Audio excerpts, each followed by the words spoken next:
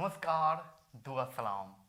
मैं अभिजीत सिंह राजपूत आप सभी का एक बार फिर से तहे दिल से स्वागत करता हूं आपके अपने सगे चैनल फेयर कॉपी पे। साथियों, आज हम लोग जो लेक्चर है, आज का जो टॉपिक है वो है पादप जगत के दूसरे डिवीजन ब्रायोफाइटा के बारे में। हम सब ब्रायोफाइटा को काफी समय से जानते हैं, बचपन से आपने सुना होगा, 9th में भी आपने पढ़ा होगा। यहाँ से कुछ बहुत इंपॉर्टेंट क्वेश्चंस आते हैं, मक्खन की तरह इसकी कंसेप्ट को पिघला करके आपको दे दूंगा।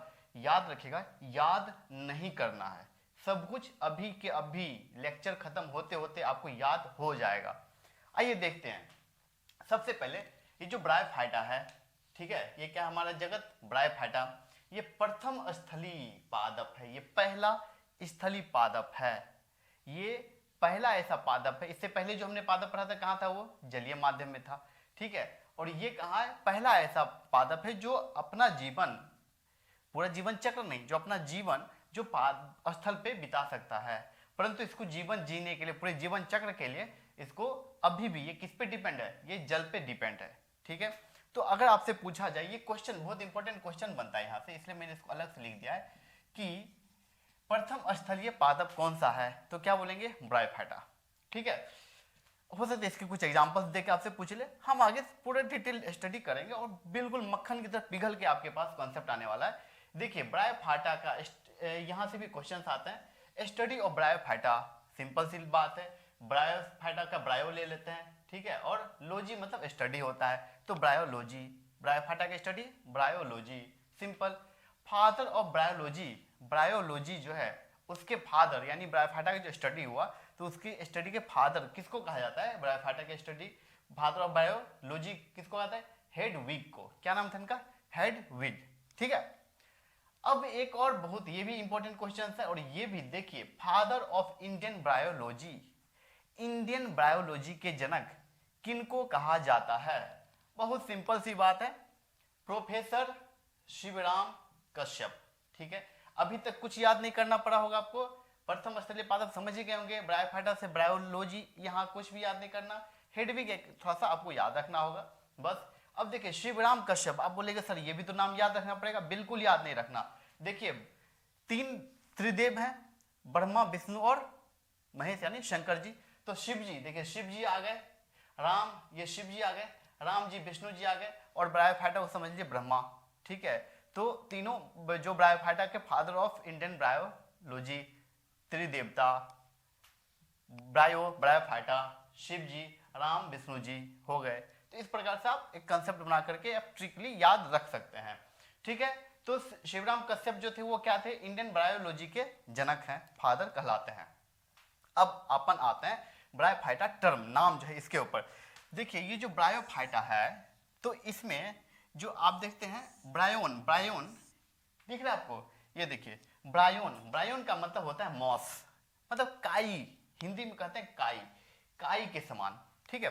अच्छा, एक ऐसे आप ले लीजिए, इसमें सारे इंपॉर्टेंट पॉइंट ही है, ठीक है। अब और इतना मक्खन की तरह आपको समझा दूंगा कि बाद में नजर दौड़ा दीजिएगा एक बार तो याद हो जाएगा, ठीक है। आई होप आपने ले लिया होगा। चलिए देखिए, तो जो ब्रायोन है उसका मतलब हो गया मॉस मतलब काई, और फाइटोन मतलब प्लांट यानी पादप, क्या हो गया, पादप। तो ये क्या हो गया, मतलब काई के समान प्लांट, इसको माना गया, इसने नाम दिया, वहीं से नाम इसका पड़ा ब्रायोफाइटा। और ये जो ब्रायोफाइटा, ब्रायोन और फाइटोन, ये नाम कहाँ है, ये ग्रीक वर्ड है, ये ब्रायोन और फाइटोन, ये दोनों ग्रीक वर्ड को लेकर के ब्रायोफाइटा टर्म नाम दिया गया। अब बात आता है बहुत मजेदार और सिंपल सी, कहीं अब याद नहीं करना, नाम याद एकदम याद रखिएगा, ये क्या होगा, नम और छायादार। मैं बताना, अभी अभी तो ये पादप आया है, तो एकदम से एकदम ठंड में आप क्या होता है, एकदम गर्मी से एकदम ठंड में जाइएगा तो क्या होगा, जीना मुश्किल हो जाता है, ठीक है। तो ये एकदम से स्थल पे नहीं आया, अभी भी डिपेंड है किस पे, पानी पे। तो कहाँ मिलेगा, नम यानी नमी वाले जगह पे, या छायादार स्थान जो होगा वहां मिलेगा, ठीक है। देखिए, वृद्धि एवं जनन के लिए, इसको वृद्धि अपना डेवलप के लिए, वृद्धि ग्रो करने के लिए, और जनन प्रजनन के लिए पर्याप्त मात्रा में जल की आवश्यकता होती है, इसको पर्याप्त मात्रा में जल की आवश्यकता होती है अपने प्रजनन के लिए और अपने ग्रोथ के लिए। ये देखिए, ये होगा कहाँ पे, दैट इज स्थल और जल दोनों जगह मिलेगा। तो ये पहला पादप है जो क्या रखा, कदम रखा अपना कहाँ, स्थल पे, लेकिन अभी भी पानी पे डिपेंड है। तो ये जल और स्थल दोनों जगह मिल रहा है, और जल और स्थल दोनों जगह जो मिलता है उसको क्या बोलते हैं, उसको बोलते हैं उभयचर प्राणी, एम्फीबियंस इंग्लिश में। जैसे एक एम्फीबियंस है ना हमारा मेढक, आप जानते होंगे, मेढक के बारे में बचपन में पढ़ लिए थे कि उभयचर प्राणी है।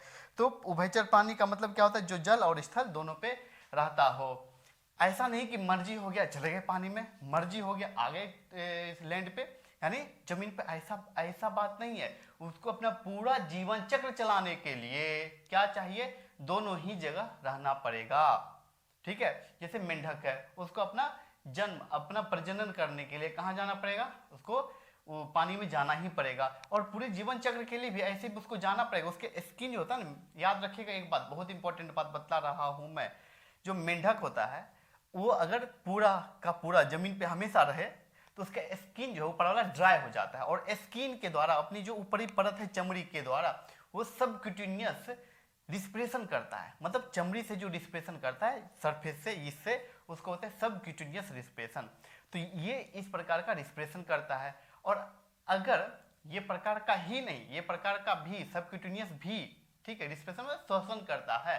अगर किसी मेंढक को पंखा के नीचे ला रख दीजिए और बड़ा तेजी से पंखा चला दीजिए, धीरे धीरे उसका स्किन जो है ना, उसकी ऊपरी वाली परत जो चमड़ी है वो सूख जाएगी, और सूखने के बाद वो मेढक मर जाएगा। क्यों? क्योंकि सब सूखी हुई चमड़ी से कभी भी रिस्पिरेशन नहीं कर पाएगा। ठीक है, तो इसलिए वो उभयचर है। बिल्कुल इस प्रकार ये भी क्या उभयचर है, इसको लैंड और पानी दोनों ही जगह रहने के लिए, दोनों ही अपने जीवन चक्र को चलाने के लिए इसको आवश्यक है, इंपॉर्टेंट है। समझ गया ना? तो आपसे पूछा जाएगा, यहाँ से बहुत अच्छा क्वेश्चन आ जाता है, बनता है, और अक्सर पूछा जाता है कि वनस्पति जगत का उभयचर किसको कहा जाता है, वनस्पति जगत का उभयचर समूह कौन सा है? तो कौन सा है? ये ब्रायोफाइटा, ये वनस्पति जगत का उभयचर कहलाता है।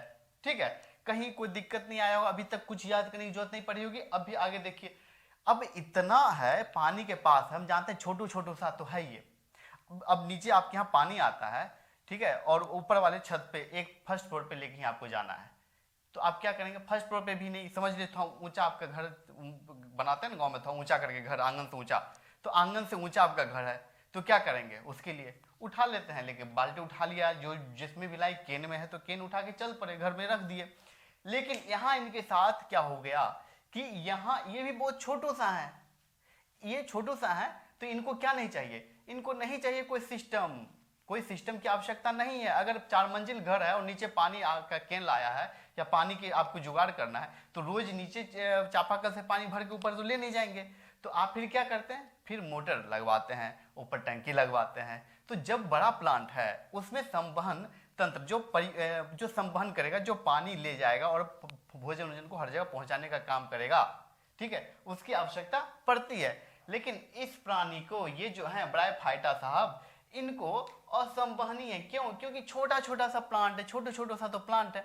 अब ये क्या करेंगे, सीधे पानी को खींच लेंगे। बिल्कुल कैसे कैसे खींचेंगे आप समझिए। आपने बत्ती को देखा, आपने दिया देखा है ना, दिया में क्या होता है कि आगे की ओर हम क्या करते हैं, वो तेल में डाल देते हैं, आगे की ओर उसे में आग लगा देते हैं, तो देखिएगा पूरा तेल सोखता रहता है और दिया जलता रहता है।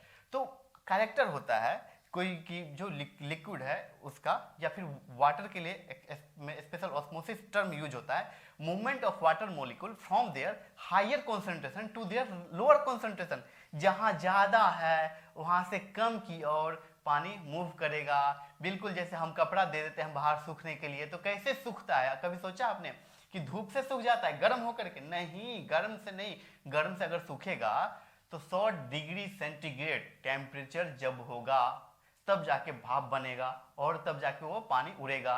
और 100 डिग्री सेंटीग्रेड पे आपके कपड़ा का क्या हाल होगा, क्या था, इमेजिन करके देख लीजिए। गए बाहर कपड़ा उठाने, वैसे उठाए तो झर राख बन के गिरा हुआ रहेगा। ठीक है, तो 100 डिग्री, अगर मान लीजिए कपड़ा सही भी और उसको आपने उठा लिया तो पूरे हाथ में फोड़ा फोड़ा फोड़ा फोड़ा हो जाएगा। तो कभी कपड़ा फिर सूखता कैसे है? एक्चुअली बाहर जो हवा चल रहा है, ये हवा में पानी की कमी है, ये ड्राइनेस है, पानी की कमी है। इसलिए देखिएगा जिसमें लू चल रहा होता है उसमें कपड़ा बहुत जल्दी घंटों में सूख जाता है। क्यों? सूखा हवा चल रहा है, उसमें पानी की कमी है और आपके कपड़े में पानी ज्यादा है, तो वो क्या होता है कि पानी का जो मोलिकुल है, छोटा छोटा छोटा कण है ना, वो क्या करेगा, वो हवा में जाता रहता है, हवा में, क्योंकि मूवमेंट करेगा, हाई कंसंट्रेशन से लो कंसंट्रेशन की ओर मूव करेगा ही करेगा पानी, समझे। तो इस तरह से मूव कर जाता है। इसलिए देखते हो किसी को नक्सीर हो जाता है, क्यों, जब लू चलता है तो एकदम, लू मतलब क्या, एकदम ड्राई हवा चल रहा है, सूखा हवा चल रहा है, वो आपके शरीर से पानी खींच लेता है। कई लोगों के नाक से ना ब्लड निकल आता है, क्यों, क्योंकि सूखा सूखा चल रहा है, नाक के अंदर जो नसें है ना, बड़ी पतली सी एक स्किन की परत है, उसके अंदर बड़ी पतली सी नस गई हुई है, वेन्स है। तो क्या होता है कि सूखा हवा नाक के अंदर जा रहा है, और नाक वो सूखा हवा है, वहां पानी की कमी है, और आपके वहां पे वाटर जो ये आपका ब्लड है उसमें भी क्या है, वाटर है। तो वो वाटर का कैरेक्टर है कि मूव करेगा हाई कंसंट्रेशन से लो कंसंट्रेशन की तरफ। तो नाक से पानी को खींचा, वो बाय डिफॉल्ट होना ही है उसे। तो वो क्या होता है कि बाहर की ओर, हवा की ओर खींचा चला आता है, और उसी में ब्लड बाहर आ जाता है, जिसको नक्सीर कहते हैं। तो बिल्कुल यही प्रोसेस यहाँ भी है। अभी तक जो मैंने बताया वो एकदम मतलब यही है कि जहां पानी का मात्रा ज्यादा है वहां से कम मात्रा की ओर बढ़ता रहता है, जैसे दिया की बत्ती में खींचती चली जाती है, क्योंकि वहां तेल जलता जाता है, वहां उसकी मात्रा, तेल की मात्रा कम होती जाती है, तो जहां ज्यादा है वहां से खींच लेता है।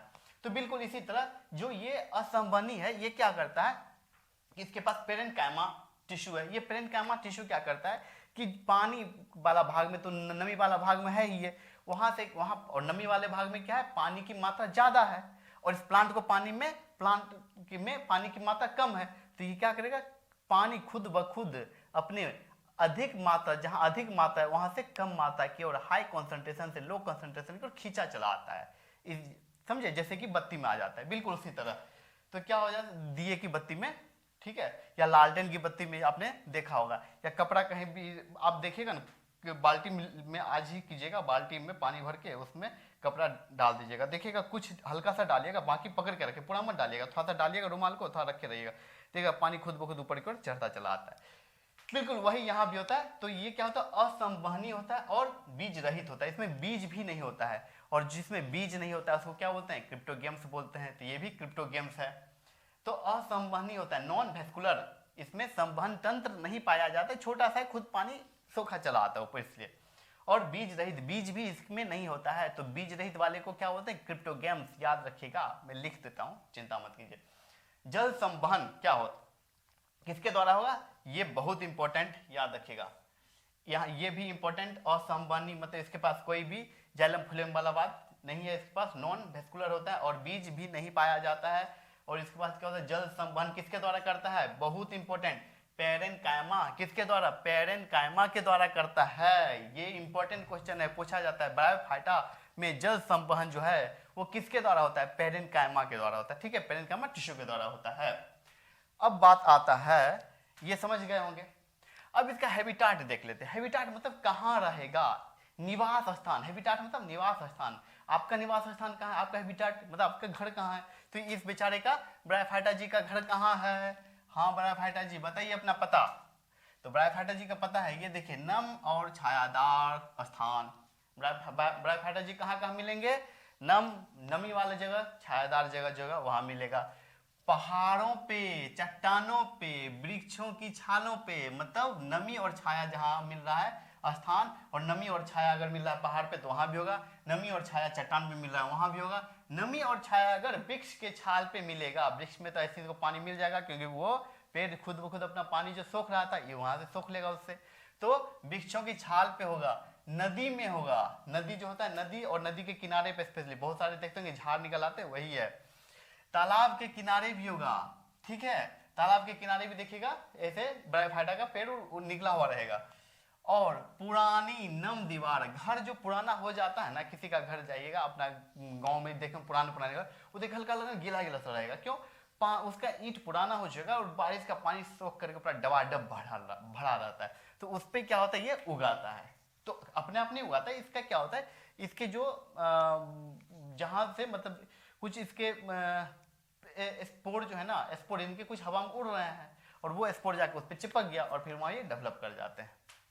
अब देखिए, ठीक है, ये समझ गए कहां कहां मिलेंगे, ये कहां कहां बैठते हैं बेचारे। अब देखिए, एक बहुत इंपॉर्टेंट टर्म है, जो पूछा जाता है, इसको कहते हैं सिकोफाइट। सिकोफाइट्स किसको? ब्रायोफाइट्स को सिकोफाइट्स भी कहा जाता है। मतलब सिकोफाइट्स का एग्जाम्पल है ब्रायोफाइट्स। सिकोफाइट्स कहते किसको है? ऐसे पादप, ऐसे पादप जो छायादार जगह पे होते हैं, ऐसे पादप जो छायादार जगह पे होंगे उसको क्या बोलेंगे? सिकोफाइट्स। इसलिए मैंने इसको पूरा अंदर में एकदम बॉक्स में बना दिया है। जैसे जीरोफाइट्स किसको होते हैं? वह जो रेगिस्तान में जो पादप उगते हैं, जिनको पानी की बहुत कम मात्रा की आवश्यकता होती है, जिसको टेम्परेचर खूब भर के टेम्परेचर गर्मी में रहने की आदत होती है, जो रेगिस्तानी प्लांट होते हैं, उनको होते हैं जीरोफाइट्स। और इसको पूरा चाहिए पानी उनी एकदम छायादार जगह पे होता है, इसलिए इसको होता है सिकोफाइट्स। याद रखिएगा, जीरोफाइट्स जो एकदम ड्राई रेगिस्तान में होने वाले, सिकोफाइट्स छायादार जगह पे होने वाले। मोस्टली क्या होंगे ये? टेरेस्ट्रियल। निश्चित ही मैंने पहले ही बोला कि प्रथम स्थलीय है, तो क्या होंगे? टेरेस्ट्रियल। मतलब टेरेस्ट्रियल मतलब स्थलीय। टेरेस्ट्रियल का मतलब क्या होगा? स्थलीय। स्थलीय होंगे ये, ठीक है। अब बात आता है कि इसका न्यूट्रिशन मतलब पोषण कैसे करेंगे। ये अपना पोषण किस प्रकार करते हैं? तो देखिए ये अपना पोषण कैसे करेंगे? Photo autotrophic. ऑटो मतलब संयोग करने वाला, फोटो मतलब प्रकाश संश्लेषण, मतलब खुद से प्रकाश संश्लेषण की क्रिया करता है ये, बस। और जब फोटोसिंथेसिस करेगा तो इसका मतलब क्या होगा? स्वपोषी हो गया। लेकिन कुछ हैं जो मृतोपजीवी, मतलब मरे हुए चीजों पे, सड़े गल, जो मर गया उसको क्या करेगा? कोई चीज मर गया तो उसके बाद क्या होता है? सड़ जाता है ना। तो ही मरे हुए चीजों को सड़ाएगा, गलाएगा, उससे जो न्यूट्रिशन उसमें बचा उसको एब्जॉर्ब कर लेगा। मतलब मरे हुए को भी ये नहीं छोड़ते हैं, हाँ। और जो मृतोपजीवी यानी जो दूसरे पे डिपेंड है, सड़े गले चीजों पे जो उगाते हैं, उनका एग्जाम्पल याद रखिएगा। एक चीज याद रखिएगा, हमेशा जो अपवाद होता है वो पूछने का ज्यादा चांस होता है। तो आपसे पूछ लेगा कि वह ब्रायोफाइटा बताइए, ठीक है, जो क्या है? मृतोपजीवी है। तो क्या बताएंगे? बक्सबोमिया एफिला। क्या बोलेंगे? बक्सबोमिया एफिला। दूसरा क्या है? क्रिप्टो। ये क्रिप्टो है, ऐसे लगा हुआ ये, ठीक है, क्रिप्टो। हाँ देखिए, क्रिप्टोथेलस मिराबिलस, क्रिप्टोथेलस मिराबिलस और मिराबिलस नाम इसका, क्रिप्टोथेलस मिराबिलस।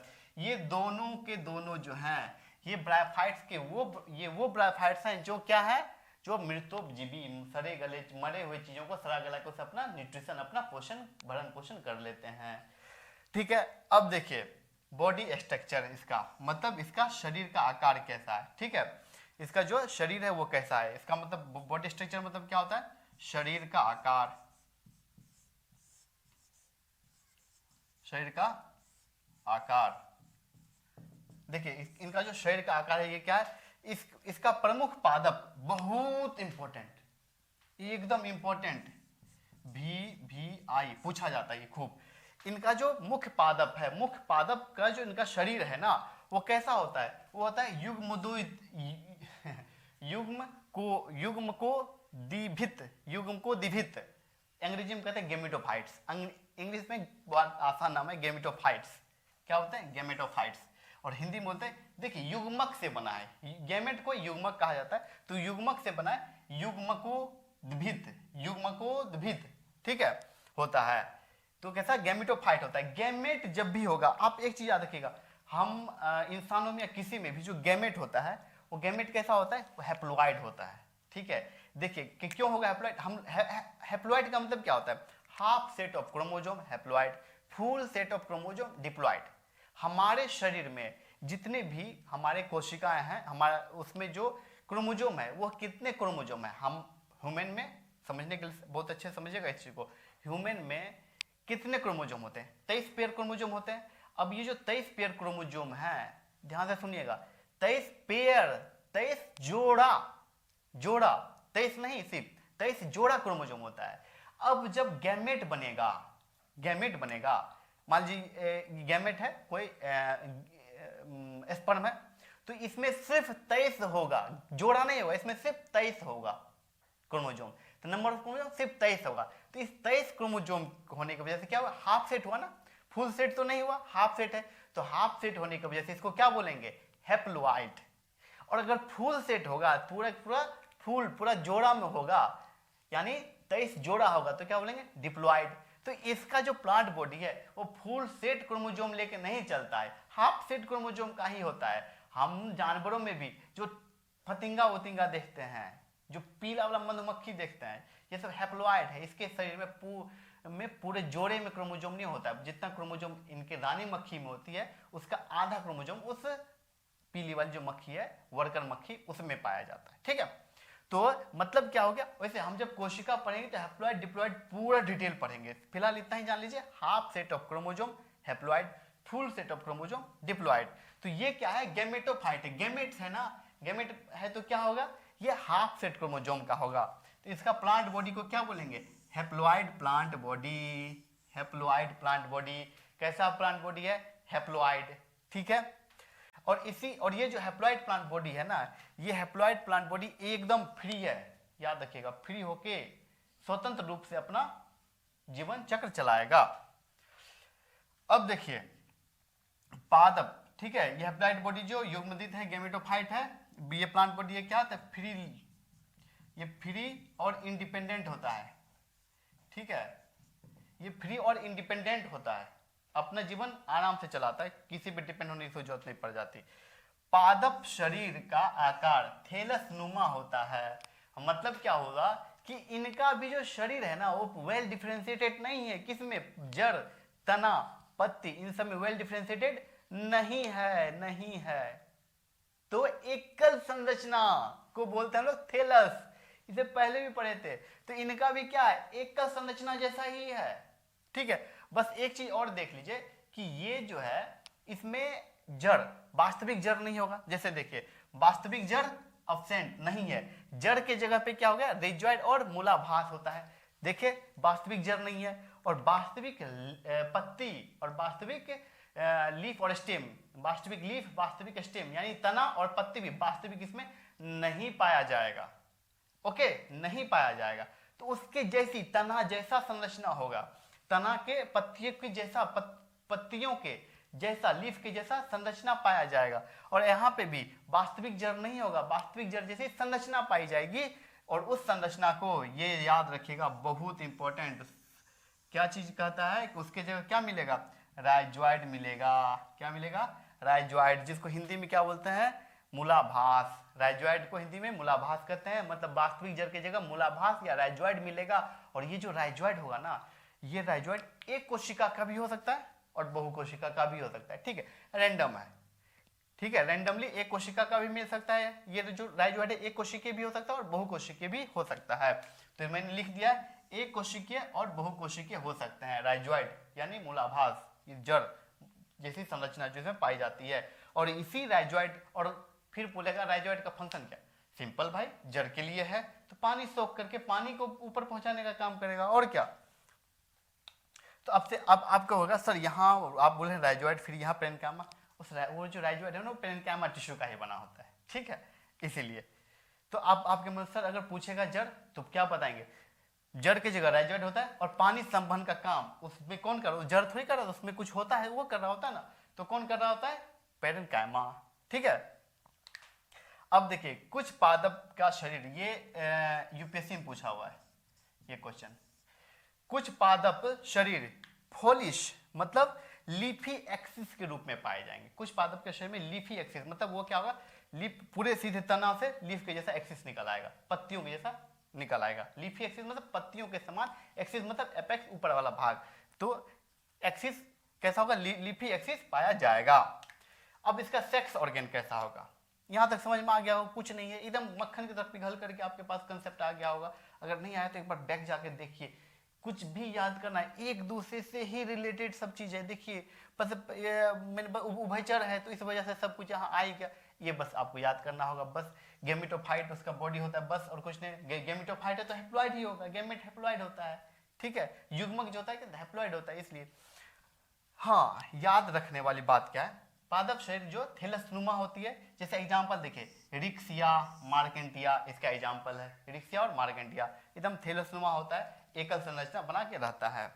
वास्तविक जड़ नहीं होती है, जिसके वास्तविक जड़ की जगह क्या होता है, रेजॉइड होती है, उपस्थित होती है, इसको मूलाभास भी कहते हैं।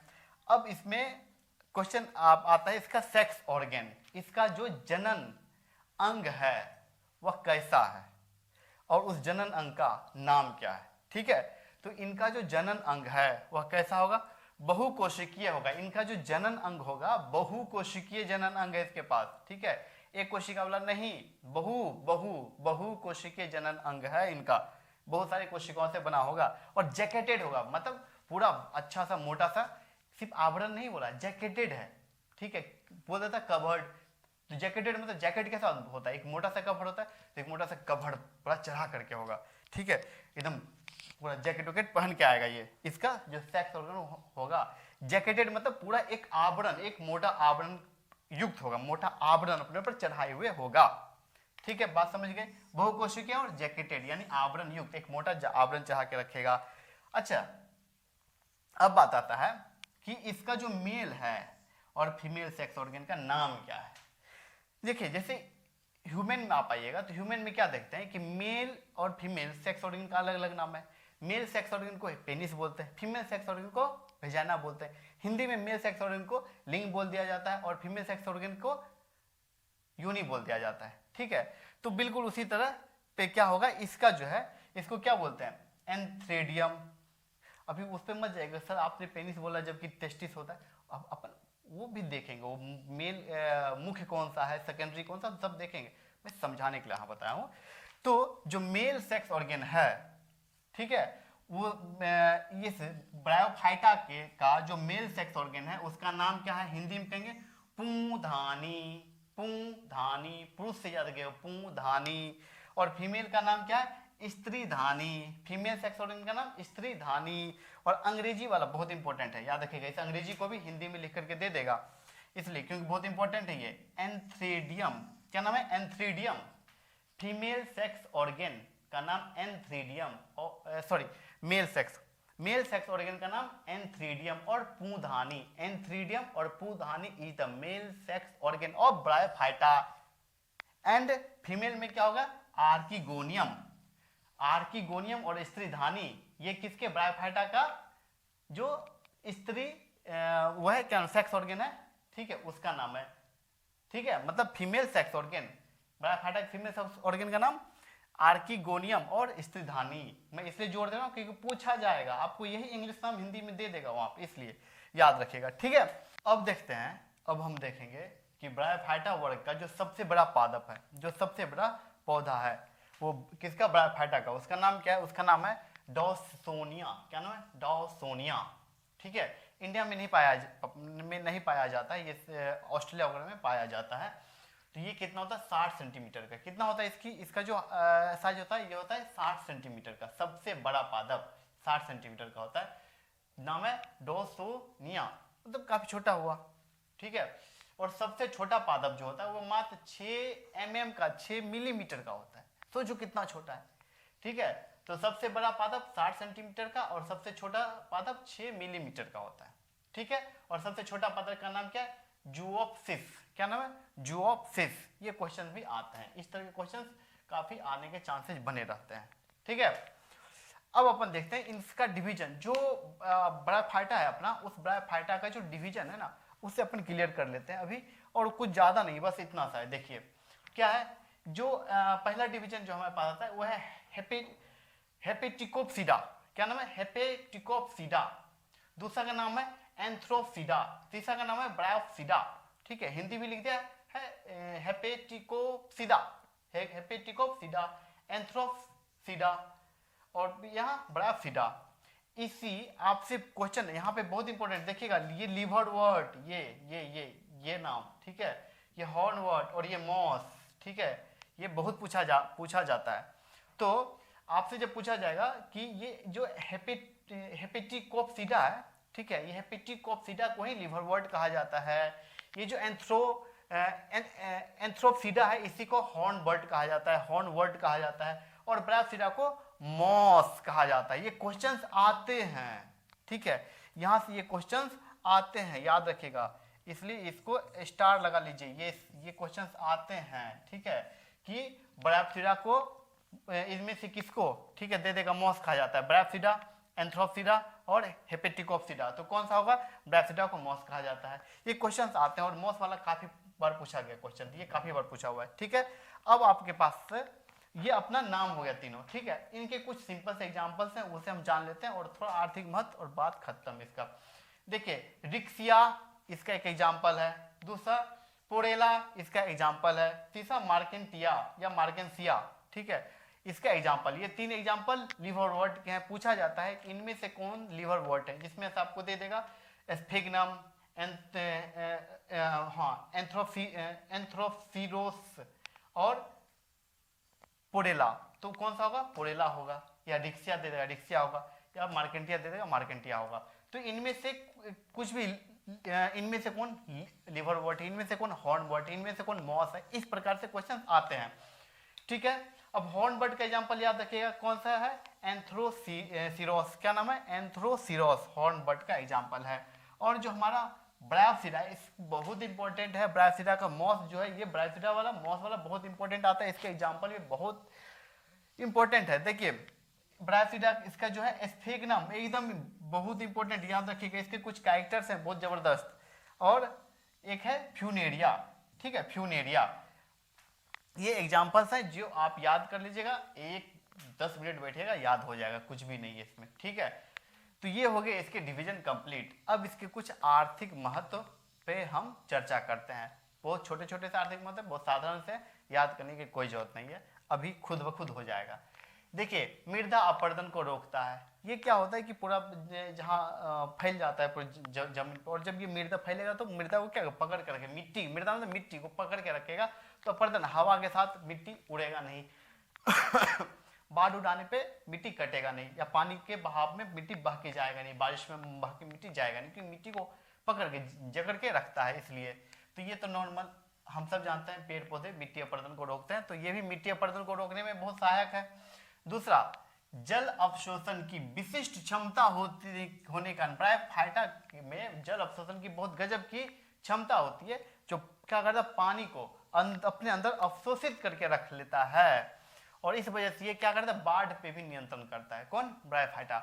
अच्छा, अब बात आते हैं कि इसमें से कौन, तो मैंने यहाँ लिखा है, देखिए स्फिग्नम जो है ना, स्फिग्नम, इसमें बड़ी गजब का एक कैरेक्टर होता है। ये स्फिग्नम जो होता है, ये अपने ड्राई वेट से, ड्राई वेट का मतलब क्या है, स्फिग्नम को ले लीजिए, उसको धूप में सुखा दीजिए, पूरा उससे पानी निकल गया। अब पानी निकल जाने के बाद फिर उसमें आप पानी डालो, ठीक है, चाहे स्फिग्नम जिंदा पौधा हो या मरा हुआ उस पौधा, उसका पार्ट हो, उसका सही, उसका कहीं काट के ले आइए, उसको सुखा लीजिए, जो पूरा सूख जाने के बाद जब सूख के ठंडन हो गया, अब उसको वेट कर लो। अगर 1 kg का है वो, तो वो अपने अंदर उसको पानी में डाल दीजिएगा, तो अपने अंदर वो 16 kg से लेके 26 kg तक, यानी 16 गुना से 26 गुना ज्यादा पानी को अपने में अब्जॉर्ब कर लेता है स्फिग्नम।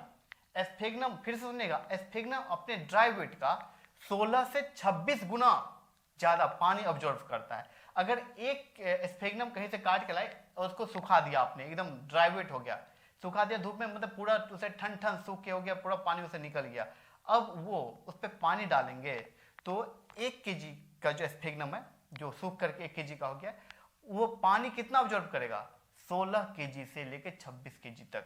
यानी पानी तो लीटर में होता है हालांकि, लेकिन इसकी हम कंपेयर कर रहे हैं तो वेट के हिसाब से ही करेंगे, तो 16 से 26 kg तक क्या करेगा, पानी ऑब्जर्व करेगा, अपने अंदर सोख लेगा, होल्ड कर लेगा। सोख लेगा मतलब अपने अंदर होल्ड करके, रोक करके रखे रहेगा, ठीक है।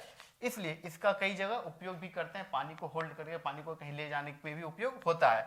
अब देखिए दूसरा एक और चीज क्या है, जो स्फिग्नम है ना, इसके अंदर एंटीबायोटिक प्रॉपर्टी पाई जाती है। तो देखिए कुछ मॉस का प्रयोग रोगाणु रोधक यानी एंटीसेप्टिक के रूप में भी होता है, सॉरी एंटीबायोटिक में बोल दिया था, एंटीसेप्टिक के रूप में, ठीक है। जैसे डेटॉल है ना एंटीसेप्टिक, आपका बाथरूम क्लीनर सब जो, वो सब एंटीसेप्टिक होता है। एंटीसेप्टिक एंटीबायोटिक में अंतर होता है। एंटीबायोटिक आपको कुछ हो गया, कट उठ गया, घाव हुआ, तो आप खाएंगे, आपके अंदर से वो सही करता है। और एंटीसेप्टिक का काम क्या होता है, जैसे कट गया और यहाँ इन्फेक्शन ना हो, इन्फेक्शन हो जाएगा तो एंटीसेप्टिक कोई कुछ नहीं कर पाएगा। फिर इन्फेक्शन ना हो, यानी इन्फेक्शन होने के चांस को कम करता है, और इन्फेक्शन हो गया तो उसको ठीक एंटीबायोटिक करता है, ठीक है। तो याद रखिएगा कि पहला वर्ल्ड वॉर और सेकेंड वर्ल्ड वॉर दोनों में ही एंटीसेप्टिक के रूप में कुछ मॉस का उपयोग हुआ था। वो मॉस जैसे कि एस्फेग्नम में एंटीसेप्टिक प्रॉपर्टी, एंटीसेप्टिक, ठीक है, रोगाणुरोधक लिखा हुआ है, एंटीसेप्टिक के रूप में उपयोग हुआ था फर्स्ट और सेकेंड वर्ल्ड वॉर में, और अभी भी होता है, ठीक है, अभी भी इसका उपयोग होता है। एस्फेग्नम का उपयोग ईंधन के, एस्फेग्नम जो है ये सूख करके बड़ा ठंड एकदम ईंधन को धुआं करके जलना शुरू हो जाता है, धुआं करके जलता है। तो एस्फेग्नम का उपयोग ईंधन के रूप में भी होता है। एस्फेग्नम का प्रयोग फर्स्ट वर्ल्ड वॉर में कॉटन के रूप में, रुई के जगह इसका उपयोग किया गया था, ठीक है, घाव को भरने के लिए जहां रुई लगा कर बांधते तो ये एस्फेग्नम ही दे करके बांध दिया जाता था, ठीक है, रुई की जगह एज ए रुई, क्योंकि अब मैंने बताया सूखा दोगे तो देखोगे एकदम क्या था, रुई की तरह एकदम पूरा ठंडन एकदम पूरा सूख जाता है।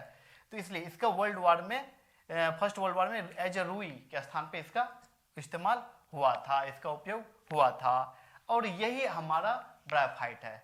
आप सबको पता होगा कि काफी आप लोग परेशान रहते थे इस ब्रायोफाइट्स को लेकर के।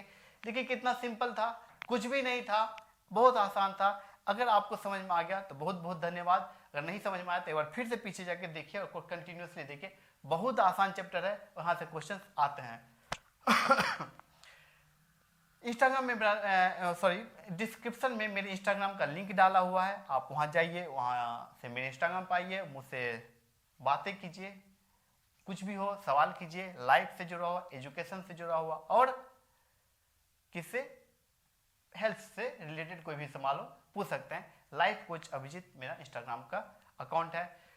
हमारे साथ बने रहने के लिए, बार बार हमारे चैनल पे ही आइए, ये तो आपका चैनल है, इस पे आने के लिए, अपना प्यार देने के लिए आप सभी को तहे दिल से आभार।